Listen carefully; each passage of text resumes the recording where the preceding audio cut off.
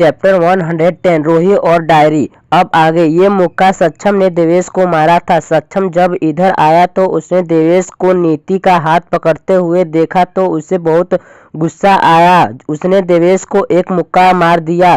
तेरी हिम्मत कैसे हुई मेरे बहन की हाथ पकड़ने की? सक्षम ने देवेश की कॉलर पकड़ते हुए कहा। भाई, नीति जल्दी से सक्षम के पास आ गई। भाई छोड़ो उसे, नीति ने सक्षम का हाथ पकड़ते हुए कहा। तू दूर रह नीति, इसे तो मैं आज बताता हूँ, सक्षम ने गुस्से में कहा। देवेश ने कुछ नहीं किया, वो बात शांत ही खड़ा था। क्या करता वो सक्षम उसके लिए अभय जैसा ही था। भाई छोड़ो उसे, चलो इधर से, आपको मेरी कसम, नीति ने चिल्लाते हुए कहा। सक्षम ने देवेश को छोड़ दिया। ध्यान रखना, मेरी बहन या मेरे परिवार से दूर रहना, ये अपने भाई को भी बता देना, सक्षम ने गुस्से में कहा। नीति सक्षम का हाथ पकड़ खींचते हुए ले गई। दोनों गाड़ी में बैठ गए। सक्षम बहुत गुस्से में था। तुम मुझे क्या जरूरत थी इधर आने की? सक्षम ने कहा। मुझे नहीं पता तो इधर आ रहा है, नीति ने खिड़की के बाहर देखते हुए कहा। सक्षम शांत हो गया पर वो गुस्सा में भी था, शांत नहीं हुआ था। दीपक अंकल को हार्ट अटैक आया था, वो कोमा में है, नीति ने अचानक ही कुछ सोचते हुए कहा। सक्षम ने जब ये सुना तो गाड़ी का ब्रेक लगा दिया, नीति को देखने लगा। वो मुझे वहीं बता रहा था, नीति ने कहा। ये बात पापा मम्मी को न पता चले, याद रखना, सक्षम ने कहा। गाड़ी फिर चालू कर दी और आगे बढ़ा दी। कहीं हम भी वही गलती न कर दें जो सालों पहले ज्योति आंटी ने की थी, नीति ने सक्षम को देख कहा। सक्षम ने नीति को देखा, कुछ नहीं बोला। थोड़ी देर में उनकी गाड़ी घर पर रुकी। दोनों बाहर निकले, अंदर चले गए। आ गए दोनों, हाथ पैर धो लो, मैं चाय बनाती हूँ, ठंड पड़ गई है, नीता जी ने कहा। वो किचन में चली गई। नीति सक्षम दोनों अपने अपने रूम में चले गए। यहाँ पर चापर में बैठी 3 लड़कियों ने अपना मास्क उतारा। थैंक यू, बचा लिया भगवान, पहली लड़की ने कहा। थैंक यू मुझे बोलो तुम लोग, एक लड़के ने उसे देख कहा। थैंक यू भाई, आसमा ने विशाल को गले लगा लिया और कहा। क्या जरूरत थी वहां जाने की, तुम सबको कोई और चला चलता। विशाल ने तीनों को डांट कहा। भाई हमें क्या पता था उस काली की जगह उसका आदमी आएगा, सिया ने कहा। रोही, विशाल ने किनारे बैठे रोही को देख कहा, जो बाहर खिड़की की तरफ देख रही थी। वो हम सब पर नजर रखे बैठा है, उसे हमारे बारे में सब पता है, हमारा प्लान क्या होने वाला है।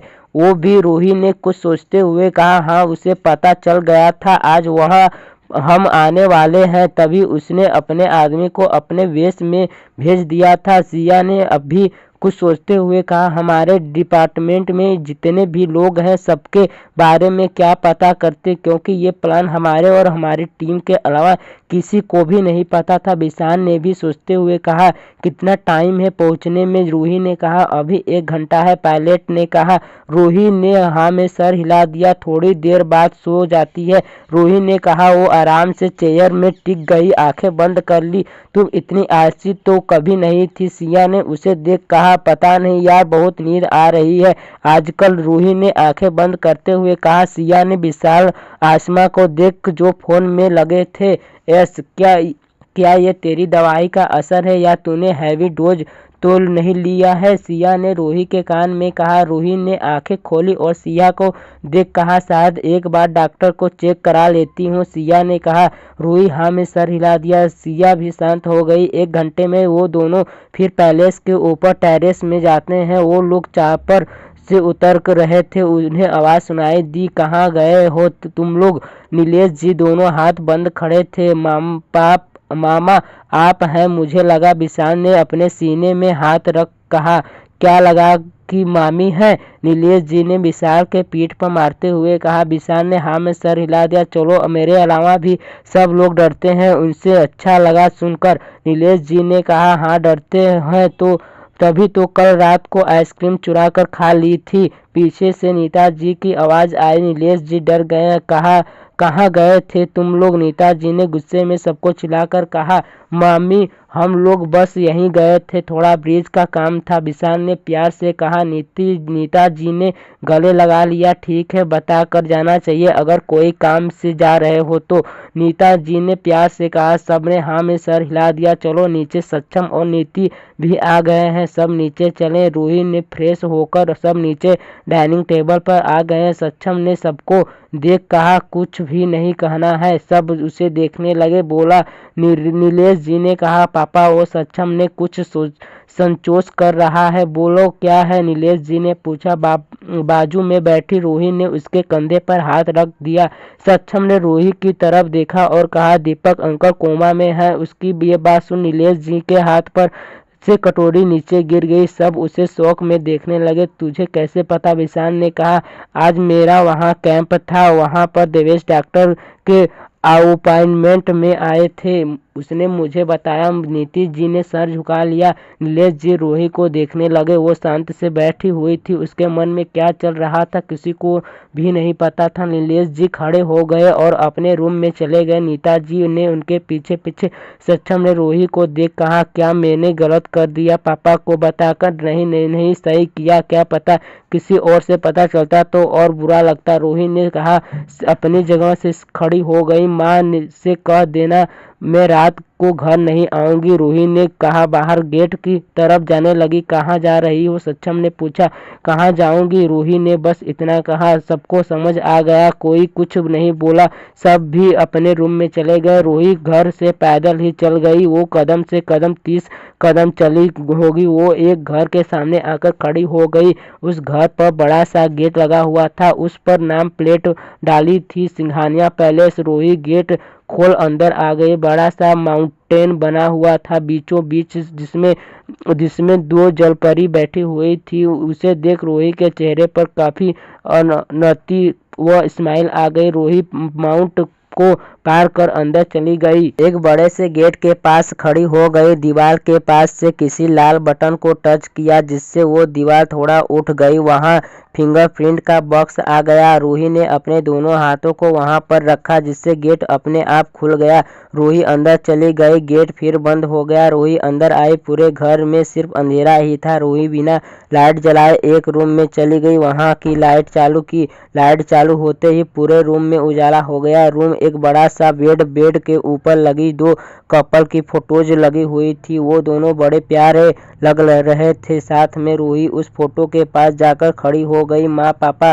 रूही अपने आंखों में आंसू लिए वहीं खड़ी रही। फिर एक ड्रोज से एक डायरी निकली, उसमें अपने सीने से लगा लिया। वो वहीं बेड पर बैठी गई, उस डायरी को खोलकर पढ़ने लगी। पढ़ते पढ़ते उसके आंखों में आंसू निकल गए। एक पेज को पढ़ वो जोर जोर से रोने लगी। उस पेज में एक फोटो रखी हुई थी, जिसमें नीलेश जी, दीपक जी और प्रतोष जी के बचपन की फोटेज थी। उस पेज पर लिखा था चाहे हम न रहें पर हमारी दोस्ती सदा ऐसे ही रहेगी, हम हमेशा साथ रहेंगे चाहे कुछ भी हो जाए। रूही रोने लगी। पापा आई एम सॉरी, कुछ भी नहीं सही हो पाई, सब कुछ गलत हो गया, सब के सब अलग हो गए, आपका सपना पूरा नहीं कर पाई, किसी को एक नहीं कर पाई। रूही ने फोटो को अपने सीने से लगा लिया। मेरी वजह से सब कुछ खत्म हो गया, इन सबको जिम्मेदारी हूँ। रूही ने सर ऊपर करते हुए रोते हुए कहा। सोचा था सब कुछ सही कर दूंगी, पर नहीं कर पाई और सब कुछ बिगड़ गया, रूही ने कहा। रूही बहुत देर तक वही बैठी अपने पापा की प्रतोष की डायरी पढ़ रही थी, जो वो अपने टाइम पर लिखे थे। वो रूही डायरी को पढ़ते पढ़ते वही सो गई। आज वो कितने दिन बाद वो बिना दवाई के सो रही थी, जैसे एक बच्चा अपनी माँ की कोख में सो रहा था। रूही आराम से सो रही थी। गेट खोला, कोई अंदर आया। रूही को सोता देख वो धीरे धीरे उसके करीब आ गया। रूही को अच्छे से कंबल उड़ाया और वहीं बैठ गया। तेरा दुख तो नहीं बांट सकती, पर हाँ तेरे दुख को खत्म करने की कोशिश कर सकती हूँ। सिया ने रूही के बालों पर हाथ फेर कहा। सिया ने डायरी उठाई और कबर्ड में रख दी। परितोष जी और रिद्धिमा जी की फोटो के पास आकर खड़ी हो गई। शायद मैं कुछ कर पाऊँ, सिया ने कहा। बाहर चली गई। यहाँ अभय जब घर आया तो ज्योति जी हॉल में बैठी हुई थी। कितना टाइम लगा दिया आने में, ज्योति जी ने अभय को आते हुए कहा। हाँ, कुछ काम था, अभय ने कहा। रूम में चला गया, मैं खाना लगा दूं? ज्योति जी ने उसे देख कहा। नहीं, भूख नहीं है, अभय ने कहा। रूम में चला गया। ज्योति जी ने उसे जाते हुए देखा। अपने घर का हाल देख उन्हें रोना आ गया। वो अपने रूम में चली गई। अभय रूम में आया। वो फ्रेश होकर बालकनी में चला गया। वो खड़ा होकर चांद देखने लगा। उसे देवेश के रूम में ही लाइट चालू दिखी। अभय ने झांक कर देखा, कुछ समझ ही नहीं पाया। वो अपने रूम में से निकलकर देवेश के रूम की तरफ बढ़ गया। देवेश के रूम का डोर खुला हुआ था। अभय गेट खोल अंदर आ गया। देवेश जो बेड पर बैठा हुआ रोही और अपनी दिव्या की फोटो फ्रेम लिए आंखों में आंसू लिए देख रहा था। देवेश अभय उसके पास आ गया। भाई, देवेश ने सर ऊपर कर देगा। देवेश का चेहरा देख अभय शौक में हो गया। तू रो क्यों रहा है? ये क्या हुआ तुझे? अभय ने देवेश का चेहरा पकड़ कहा। देवेश ने अभय को गले लगा लिया और रोने लगा। आगे सुनते रहिए मेरी स्टोरी। कमेंट करिए, लाइक करिए, रिव्यू दीजिए। चैप्टर 111 यस के डायमंड। अब आगे। देवेश, क्या हुआ? तू रो क्यों रहा है और तेरे चेहरे पर ये निशान? अभय ने देवेश का चेहरा पकड़ कहा। भाई, सब कुछ बर्बाद हो रहा है। देवेश ने रोते हुए कहा। क्या हुआ? तेरी किसी से लड़ाई हुई है? अभय ने कहा। देवेश ने न में सिर हिला दिया। भाई, आज मेरा जहाँ कैंप था वहाँ नीति का कॉलेज आया था। नीति भी आई थी। मैं उससे बात कर रहा था पर वहाँ पर सक्षम आ गया। उसने मुझे मारा। मुझे उसके मारने पर कोई भी गलती नहीं दिखी। वो बड़ा है, मुझसे मार सकता है। पर देवेश ने कहा। पर क्या हुआ? अभय ने पूछा। पर उनका कहना है कि हम सब उनकी फैमिली और बहन से दूर रहें। देवेश ने रोते हुए कहा। वो किसी बच्चे की तरह रो रहा था। अभय ने आंखों बंद कर ली। भाई, मैं नीति के बिना नहीं रह सकता। भाई, वो मेरा प्यार है, मैं उससे बहुत प्यार करता हूँ। देवेश ने रोते हुए कहा। भाई, मैं सब कुछ करने को तैयार हूँ। भाभी के पैरों पर गिरकर माफ़ी मांगूंगा। मांगने को तैयार हूँ। उन्हें घर ले आओ, वो आएगी तो सब कुछ ठीक हो जाएगा। देवेश अभय के गले लगाते हुए बोला। अभय ने भी उसे गले लगा लिया। वो उसे चुप कराने के लिए पीठ पर रब करने लगा। गेट पास खड़ी ज्योति जी ये सब देख रही थी। उनके भी आंखों में आंसू थे। अपने बच्चों को ऐसा रोते बिखरते देख उन्हें भी अच्छा नहीं लग रहा था। सच में पूरा घर उनका उजड़ रहा था। पूरे घर में जहाँ हंसने की आवाज़ें आती थी, आज वो घर बैरन बढ़ा रही है। न कोई ज़्यादा देर तक घर पर रुकता है न रहता है। सब अपने अपने कमरे में रहते हैं। कोई किसी से ज़्यादा बात नहीं करता है। 1 महीने हो गया था इस घर से रोही को गए हुए। अभय देवेश को चुप करा कर सुला दिया। वो अपने रूम में आ गया। नियम को फ़ोन किया। नियम जो आराम से बेड पर पसर कर सो रहा था, उसका फ़ोन बजा पर वो तो अपने सपनों में खोया था। नियम, तुम्हारा फ़ोन बज रहा है। बाजू में सो रहे कार्तिक ने उसे उठाते हुए कहा। आप उठा लो। किसका है? नियम ने नींद में ही कहा। कार्तिक ने फ़ोन उठाया। बात सो रहे नाम को देख नियम को देख कहा। तुम्हारे बॉस का फ़ोन है। बॉस नाम सुन नियम खड़खड़ाकर उठ गया। कार्तिक के हाथों से फ़ोन ले लिया। हेलो हेलो बॉस, नियम ने कहा। कब से फ़ोन कर रहा हूँ तुम्हें? अभय भी गुस्से भारी आवाज़ सुनाई दी। सॉरी बॉस, मैं सो रहा था। नियम ने कहा। मुझे मिस्टर भल्ला वाले प्रोजेक्ट की अपडेट दो, कब वो होने वाला है? अभय ने कहा। फ़ोन रख दिया। नियम कुछ कहता ही रह गया। भाई, आपका दोस्त पागल है, खुद तो सोते नहीं, दूसरों को भी चैन से सोने ही नहीं देते।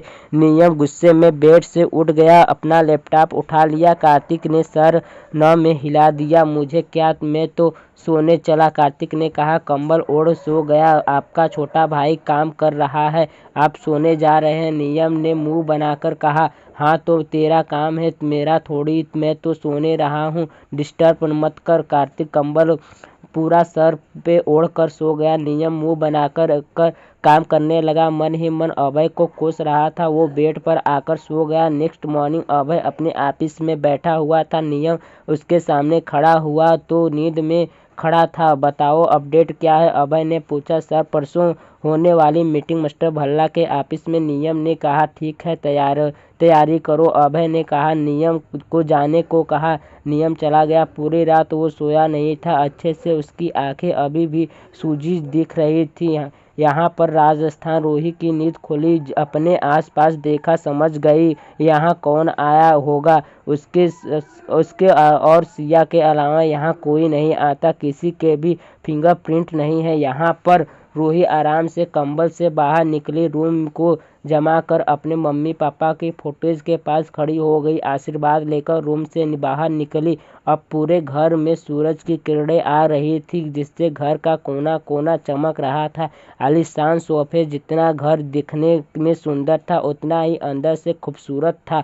किसी राजा महाराजा की तरह एक दीवार पर बड़ी बड़ी फोटोज लगी थी, जिसमें एक फोटो में परितोष इंग्लिश और दीपिका जी थे, एक में वो तीनों और उनकी बेबियां थी, कुछ में छोटे छोटे बच्चे। रूही वहां से किचन की तरफ बढ़ गई। किचन में सिया ब्रेकफास्ट बना रही थी। गुड मॉर्निंग, सिया ने रूही को देख कहा। गुड मॉर्निंग, रूही ने जवाब दिया। क्या बात है, बहू होने के अच्छे कर्तव्य निभा रही हो। रूही ने सिया को पीछे से गले लगा लिया। सिया ने आंखें बंद कर ली, फिर खोला।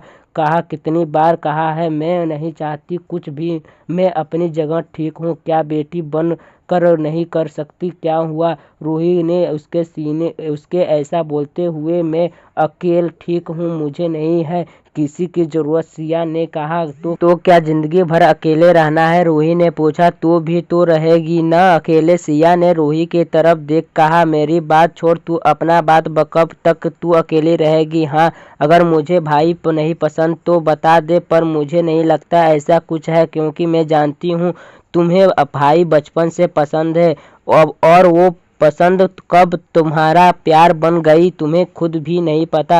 रूही ने उसे समझाते हुए कहा, नहीं चाहिए कोई मुझे कोई भीख का प्यार, मैं किसी भी जबरदस्ती रिश्ते में नहीं बंधना चाहती हूँ किसी को। सिया ने कहा, तुझे भाई ने कुछ कहा, तू कब मिली है उनसे? रूही ने पूछा। मैं किसी से नहीं मिली, बस मैं अकेले रह सकती हूँ, सिया ने कहा। अपना काम करने लगी रूही सिया को देखने लगी, अपने मन ही मन सोच रही थी, इसे हुआ क्या, भाई से मिली नहीं, फिर ऐसा क्यों कर रही है, क्या इसको वजह है? रूही खुद में सोच सोच कर अपना दिमाग खराब कर रही थी। सिया ने उसके लिए ब्रेकफास्ट निकाला और कहा, ये नाश्ता कर लो, आज ऑफिस जाना है, मिस्टर भल्ला का फ़ोन आया था, परसों मीटिंग है। ठीक है, रूही ने कहा। ब्रेकफास्ट करने लगी। आज मैंने डॉक्टर से अपॉइंटमेंट ले ली है तुम्हारे चेकअप के लिए। सिया ने ब्रेकफास्ट कर लिया। रूही ने हाँ में सर हिला दिया।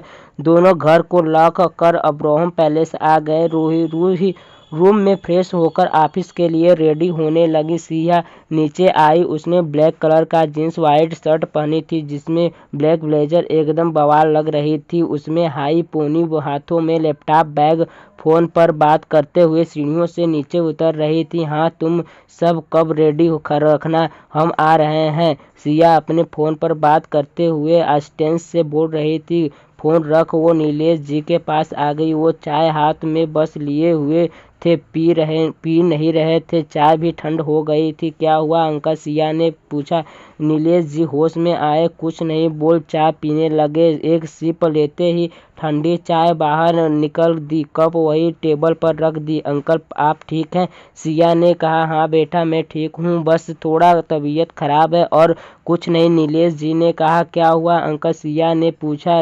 रात भर सोएंगे नहीं तो यही होगा ना, नीता जी ने दूसरी चाय लाते हुए बोली। क्यों अंकल, क्या हुआ, रात को नींद नहीं आई? सिया ने कहा, कुछ नहीं बेटा, उनके साथ बचपन गुजारा है, जवानी गुजरी है, उन्हें के बारे में सोच कर लगता है वक्त कैसे जल्दी से बदल गया, नीलेश जी ने कहा। सिया समझ गई उनकी पूरी बात, दीपक जी से रिलेट है, कब तक उन्हें पता लगा है कि उनका दोस्त ऐसी हालत में है तो मन कहाँ लगेगा, बस वहीं उनका मन नहीं लग रहा था। नीचे रूही आई। आप मिल क्यों नहीं आते, उनसे देख लीजिए एक बार। रूही ने नीचे आते हुए बोला। नीलेश जी ने बिना देखे कहा, पता है दुनिया में दोस्त से बड़ा कुछ नहीं होता। दोस्त अच्छा मिलता है तो जिंदगी और कैरियर दोनों बन जाते हैं। दोस्त खराब होते हैं तो उनके साथ रहकर दुनिया जहान और इंसान दोनों खराब हो जाते हैं। पर दोस्त को दोस्त होता है, उनके साथ रहकर सब कुछ अच्छा लगता है। दोस्त दोस्त कहते हैं। आप उन्हें अगर पापा रहते तो क्या आप फिर भी उनसे नहीं मिलने जाते? ऐसे टाइम में तो दुश्मन भी सारी नजारगी भूल जाते हैं। रूही ने कहा। वो नीचे आ गई। चलो सिया, रूही ने कहा। नीलेश जी को वहीं सोचता छोड़कर बाहर निकल गई। कहना आसान होता है बेटा, करना बहुत मुश्किल। मुझे पता है तेरे दिल की बात, तू फिर से सबको एक करना चाहती है, पर अब ऐसा नहीं होगा। तू अपने दिल पर कितने छेद करना चाहती है? नीलेश जी ने नीता जी को देख कहा। रूही बाहर गाड़ी में बैठकर ऑफिस चली गई। निकल गई, सारी तैयारी हो गई न? रूही ने सिया से कहा। हाँ सब ठीक है, सबको 11 क्लॉक टाइम दे दिया है, सिया ने कहा। ठीक है, रूही ने कहा। थोड़ी देर वो लोग एक 30 नुमा बिल्डिंग के बाहर खड़े थे। वहां पर 2 30 की बिल्डिंग थी जिनमें गोल्डन शब्द में लिखा था यस्कार डायमंड। गार्ड ने गेट खोला। रूही बाहर निकली। आंखों में धूप के चश्मे लगाकर वो पूरी बिल्डिंग को नजर मर कर अंदर चली गई। उसके पीछे पीछे सिया भी, दोनों एकदम बवाल लग रही थी। रूही ने व्हाइट ब्लेजर पहना था, वो बहुत प्रीटी लग रही थी। बालों में स्टाइल से छोटी की थी जो कि सामने से लहर रही थी। रूही अंदर आई। रिसेप्शन में लड़की ने गुड मॉर्निंग किया। रूही ने भी उसे गुड मॉर्निंग किया। वो दोनों अंदर आई। सबने मिलकर गुड मॉर्निंग विश किया। रूही ने भी बड़े अच्छे से पलट कर गुड मॉर्निंग किया। रूही अपने केबिन में बैठ गई जहां लिखा था सीओ रूहानिका सिंघानिया। रूही अपनी चेयर में बैठ गई। सिया भी अपने केबिन में चली गई। थोड़ी देर में सब मीटिंग रूम में थे। रूही भी अपनी चेयर में बैठी हुई थी। यस्कार डायमंड के न्यू ईयर डाइजन आए थे जो कि आज रिलेक्ट होने वाले थे। रूही भी आराम से बैठी हुई प्रोजेक्ट में डिजाइन देख रही थी। जिनके भी डिजाइन बेस्ट होंगे उनके डिजाइन बनाए जाएंगे और उन्हें कलेक्शन में रखा जाएगा। उन्हें प्राइस में 1 महीने का फैमिली टूर मिलेगा। सब एक से बड़े एक डिजाइनर दिखा रहे थे। रूही भी आराम से बैठी थी, डिजाइन देख रही थी। उसकी नज़र एक डिजाइन पर रुक गई। वो उस डिजाइन को लगातार देख रही थी। सिया ने उसे ऐसा देखते हुए देखा तो पूछा, क्या हुआ? रूही होश में आई। नहीं कुछ नहीं, कंटिन्यू करो, आगे सुनते रहिए मेरी स्टोरी। कमेंट करिए, लाइक करिए, सब्सक्राइब करिए मेरे चैनल को।